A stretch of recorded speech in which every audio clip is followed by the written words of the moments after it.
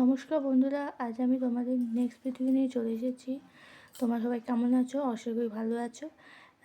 তাই শুরু করছি আজকে ইম্পর্টেন্ট কোশ্চেন। আজকে খুব যে কোশ্চেনগুলো দেখাচ্ছিলাম সেই কোশ্চেনগুলো আজ শেষ পার্টটা তোমাদের আমি করিয়ে দিচ্ছি। তাই চলো বন্ধুরা, আজ বা স্টুডেন্ট, তাই আজকে আমি তোমাদের ক্লাস শুরু করছি। তাই চলো।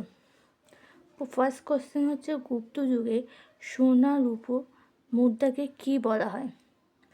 গুপ্ত যুগে সোনা ও মুদ্রাকে বলা হতো দিনার এবং সুবর্ণ আর রূপোর এই মুদ্রাকে বলা হতো রূপক।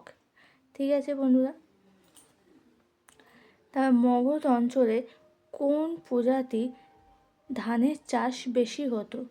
সারি প্রজাতি ধানের চাষ বেশি হতো।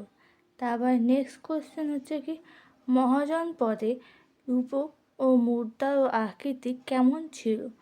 গোল বা চৌকো? মহাজনপদের যুগে রূপক ও মুদ্রার আকৃতি কেমন ছিল? গোল বা চৌকো?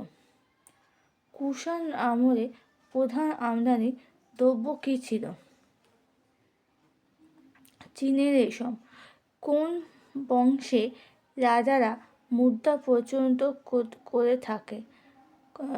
দক্ষিণ পাকাত শাসক বংশের শাসকরা কোনো মুদ্রা প্রচলিত করেননি। সুরাঞ্জান কার রাজত্বকালে ভারতে আসেন? হর্ষবর্ধন রাজত্বকালে এই সুরাঞ্জানটা ভারতে আসে। ঠিক আছে বন্ধুরা বা স্টুডেন্ট, আজকে এইটুকুই।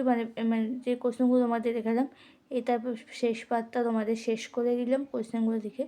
তোমরা ভালো লাগলে ভিডিওটা প্লিজ ফলো করো, চ্যানেলটা সাবস্ক্রাইব করো, আর বেশি করে বন্ধুদের মধ্যে শেয়ার করে দিও।